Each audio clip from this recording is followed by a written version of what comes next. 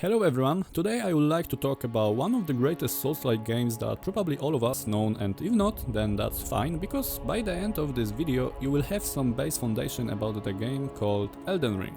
Let's pretend for a while that you don't know what this game is. So let me briefly explain. Elden Ring, in my opinion, is an accumulation of everything that the good and interesting studio From Software had to offer with the previous Souls series, but in much more casual and little bit easier and friendlier way. Yes, you heard me right. I think that Elden Ring is less hardcore than the Dark Souls series, but actually there is nothing wrong with it, and the difficulty level is still at a satisfying level, especially if you don't play strength builds that are hard and focus mainly on intelligence or dexterity ones, which enables for you the easy mode in the game. That's all I had to say. Now that I've finished baiting you, my dear tarnished friend, let's move on to the bigger picture. To be more precise and fair, let's bring to the table some general overview that Elden Ring is a RPG Souls-like game in massive open world with challenging encounters, as most Souls-like game will make you sweat in some moments, leaving you satisfied or annoyed that you can't figure out how to beat that boss or even single small enemy. The lore is very intriguing, and as an old fan of the A Song of Ice and Fire book series, better known as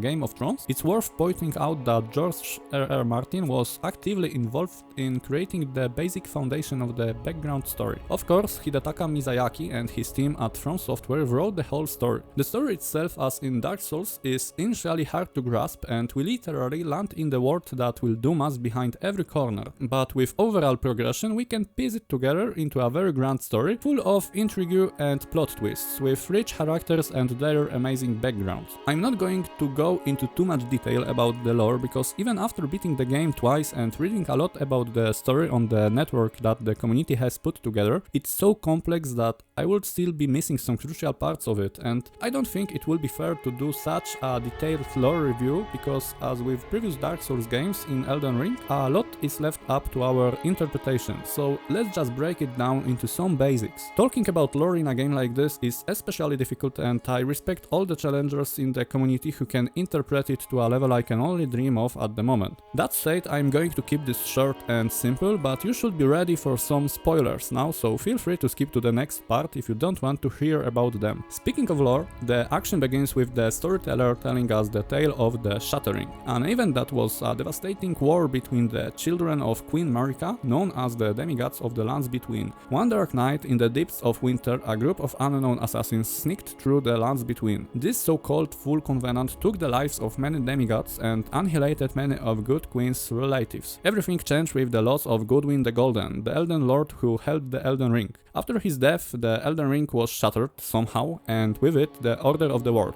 Out of this chaos came war, open, bitter war, blood against blood, kin against kin. Demigods were fighting about the power and remaining Elden Ring pieces, so-called Elden Runes. The conflict shattered the realm into fragments, with no side able to win this war even with the power of Shattered Ring. Fragments were simply not enough. General Radan's great battle against Malenia showed that neither strength nor skill alone would be enough to take control of the lands between and rebuild the empire. After listening to the storyteller, he admits that the war is over, but the land betweens are trapped in an uneasy stalemate that cannot be resolved. Unless, of course, as the storyteller suggests, we regain the crown, which of course implies that we are tarnished, the resurrected lords who recovered their grace and are supposed to rebuild the Elden Ring and bring the realm together, or simply destroy what remains of it. And at this point I would like to stop, because spoiling all the characters and some facts will simply ruin the fun for the people who are about to play this game for the first time, so that's all about the lore in this video. As promised, it was short and simple. I strongly recommend to check out other channels that are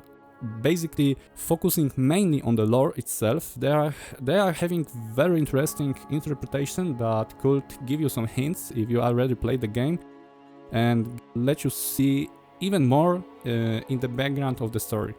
As I mentioned before, encounters are driven by a very well designed combat system that allows us to choose from many and any tools we like.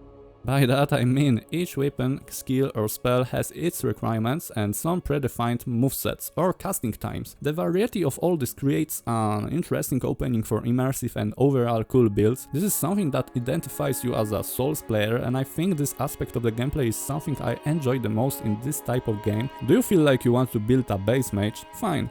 Maybe you want to cast a cool spell but also use a giant sword? Why not? Maybe you want to strengthen your body and just fight with fists or shields? Well, that's possible, and even much more. Encounters with most enemies, especially bosses, are very unique and leave us almost always satisfied, making it a fair challenge that is more concerned about overall skill and how we utilize the moveset for our fighting style and weapons than attributes points only or some other boring mechanics from old games. When it comes to weapons, movesets, skills, spells or enemies, the variety is already huge in this game, but if you think it's not enough, the DLC for the game called Shadow of the Erdtree will add even more, including all this, together with new regions and bosses. When it comes to graphics design, it's high quality and will certainly not disappoint you as my lore introduction. Graphic is very well paired with the overall story and mechanics. The team at Digic Pictures together with From Software delivered the amazing result. But better than graphics, the game has an amazing soundtrack. It will really let you dive into the world and feel the importance of your mission. When I ran my game for the first time, a simple in-game menu and music in the background kicked the hype in me. Of course, the community for the game is huge and it's not surprised that there are many cool modifications for the base game that improve many aspects of it, but the best thing to do is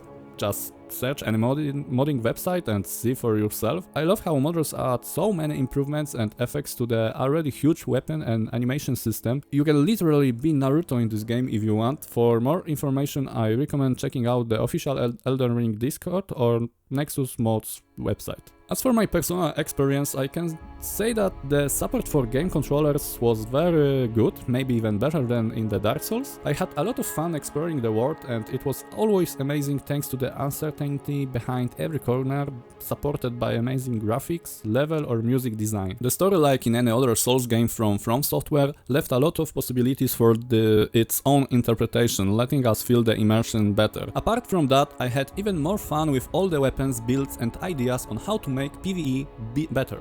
The ability to summon support or even other players for your boss battles is also a cool experience. But on top of that, I love the multiplayer system even more, where I could hunt or be hunted by other players. The PvP arena was also an amazing expansion to the base game and I'm glad they added it. At the end, as always, I was a little bit sad, but only for a short moment, because New Game Plus after a first run is always an additional new experience. Personally, I can't wait to play even more content produced by the community or even official producers in new DLCs. Huge plus that they didn't put, at least yet, some microtransactions in the game like other big name companions.